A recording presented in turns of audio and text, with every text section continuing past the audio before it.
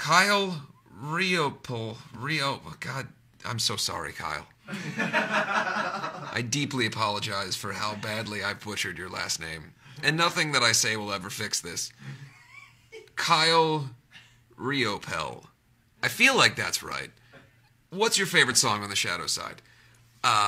It changes all the time. Like any record that you make, if you're really proud of it, ultimately there'll be parts of it that you absolutely love, and then there's other parts that maybe at first you think aren't the greatest moments. At least me, there's always things that I come back to later and go, wow, I really enjoy that. So I don't know. I would say that probably currently my favorite song on the Shadow side, in terms of what we play live, is Ribcage. Okay. Oh, why did I land on this name? You're gonna do it. Honori Angelica Melton. Honori. Honori? I feel like Honori works.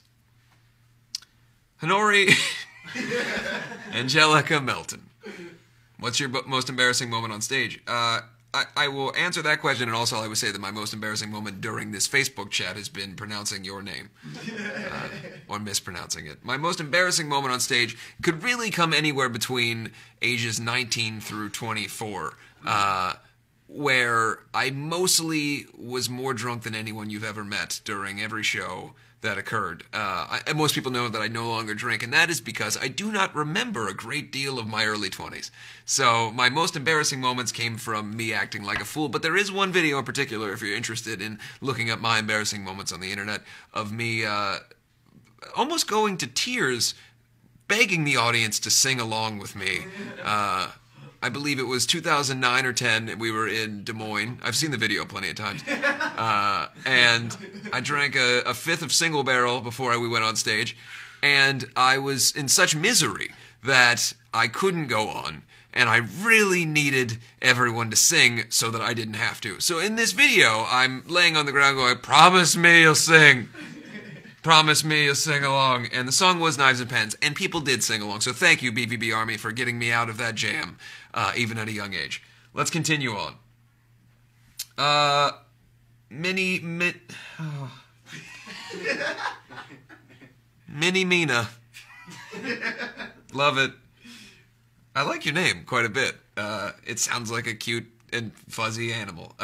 Where would you like to go for vacation? I have not been on a vacation since I was a kid. I tour year-round, usually, so it makes it difficult for me to go on real vacations. So the vacation that I went on as a kid that I really enjoyed the most was my family on my mother's side has a cottage in Martha's Vineyard, and while that is not necessarily a tropical location, it's a nice island in the cold-ass Atlantic Ocean. So I'd like to go there and just relive my 6-year-old. I remember specifically I had a Paul O'Neill jersey. He played for the Yankees before anyone reading this was born. Continuing on with Brandon Schaefer, if you could do a theme song for any wrestler, who would it be?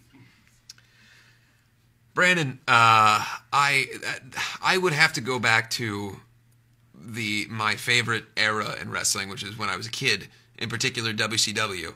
I would like to do a song for the wrestler Vampiro from WCW, who was a tag team wrestler with the Misfits.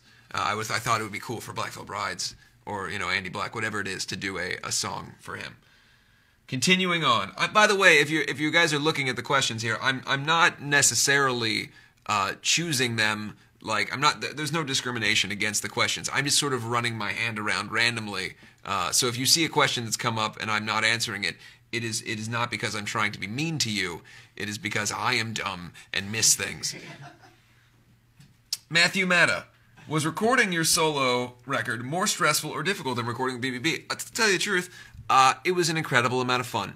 I think that the processes are very different. When you're recording a record within the context of a band, you have, or at least in previous records that we've done, you have a sense that, everyone's doing these different pieces and it's kind of, you're building it together.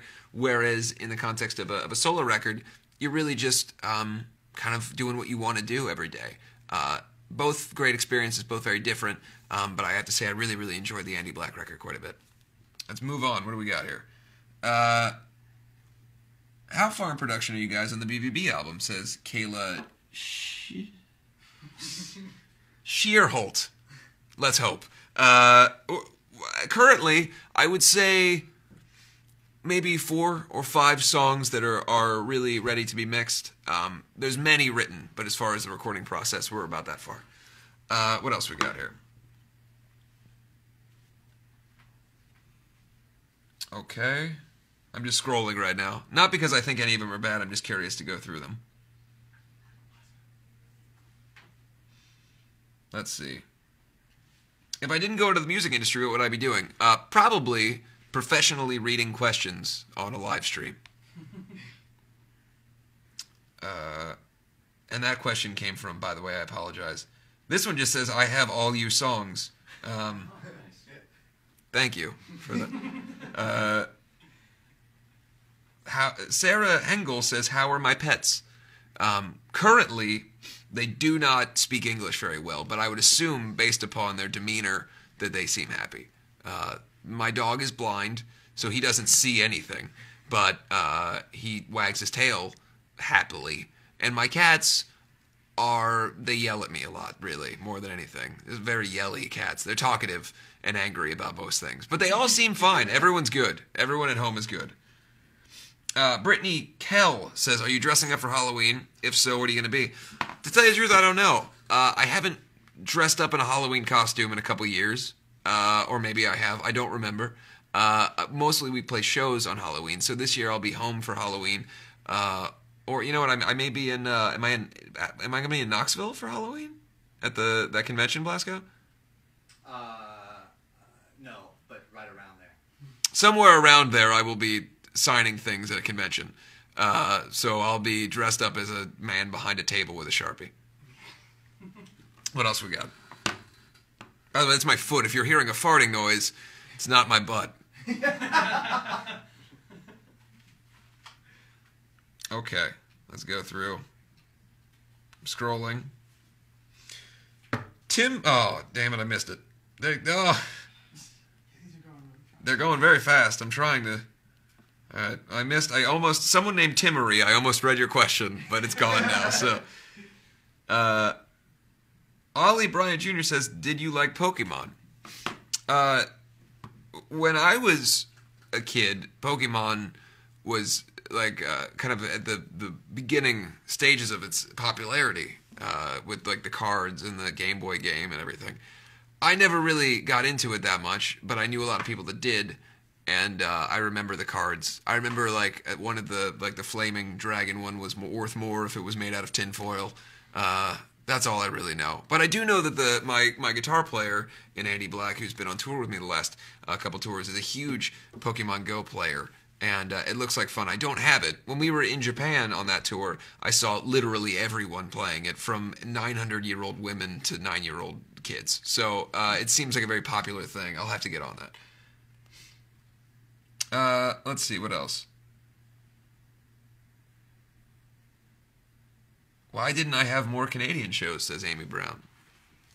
Amy, just so you know, before I go, I want to say 2 things. I will address you personally. I will be doing Canadian shows. So coming up for Andy Black, there will be Canadian shows. So keep your eyes out for that. The other thing I want to say before I go today is that I'm announcing that I'll be doing a talk show with my cousin Joe Flanders. The show's called The Andy Show.